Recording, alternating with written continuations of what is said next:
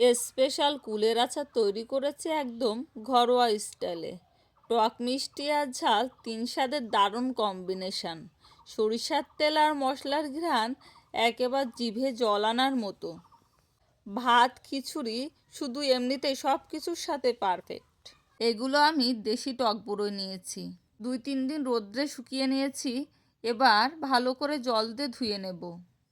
বড়ইগুলো এবার সব ফাটিয়ে নেব, এতে করে সব মশলা এর ভিতর ঢুকবে আচার বানানোর সময়।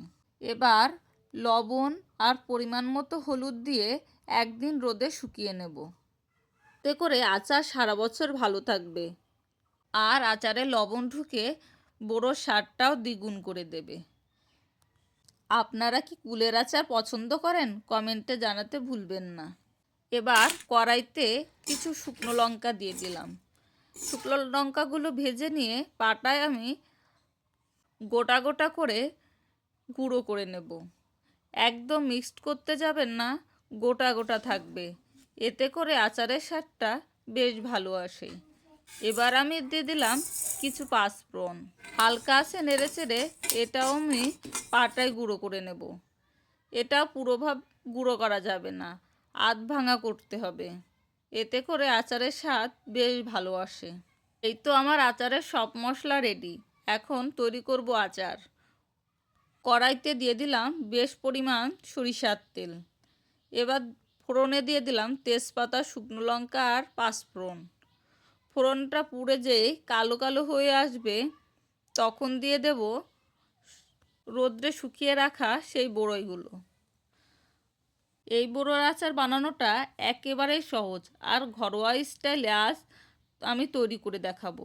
এবার দিয়ে দিলাম আমি কুসুরের গুড়। বড়ইটা একটু টক বেশি, সেজন্য গুড়ের পরিমাণটাও একটু বেশি দিয়েছি। আপনারা আপনাদের প্রয়োজন মতো নেবেন।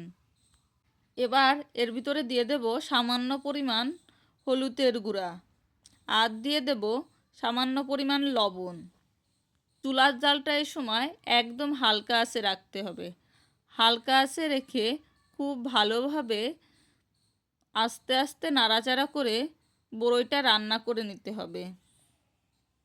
এ পর্যায়ে গুড়টা খুব ভালোভাবে গলে গেছে।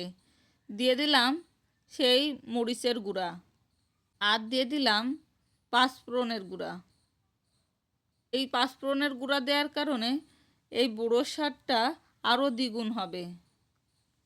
খুব হালকা আছে এবার রান্না করে নেব, বেশি আঁচ দিলে বড়ইটা পুড়ে যেতে পারে। হালকা আছে এভাবে সুন্দরভাবে রান্না করে নিয়েছি।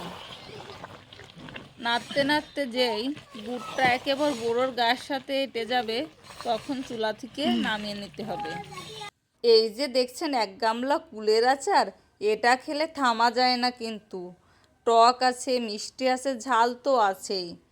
শীতের দুপুরে রৌদ্রে বসে কুলের আচার সেই ছোটোবেলার স্মৃতি। মায়ের হাতে সেই টক ঝাল মিষ্টি আচার আজও ভুলতে পারি না। ঘরোয়া মশলা বানানো এক শৈশবের স্মৃতির গল্প। ভিডিওটি ভালো লাগলে লাইক, কমেন্ট, শেয়ার করতে ভুলবেন না।